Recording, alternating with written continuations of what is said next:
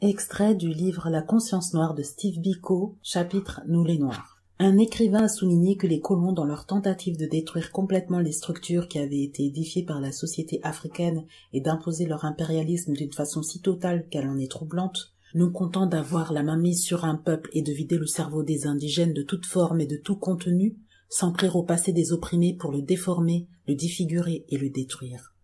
On ne faisait désormais plus référence à la culture africaine, celle-ci était devenue synonyme de barbarie.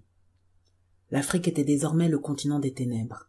Les pratiques religieuses et les coutumes furent qualifiées de superstitions. L'histoire de la société africaine fut réduite à des batailles tribales et des guerres intestines. Les migrations choisies d'un lieu de vie à un autre n'existaient pas.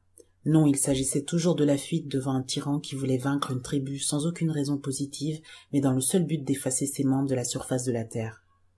Il n'est pas surprenant qu'aujourd'hui l'enfant africain apprenne à haïr cet héritage sur les bancs de l'école. L'image qui lui en est présentée est si négative que sa seule source de réconfort se résume souvent à une étroite identification avec la société blanche.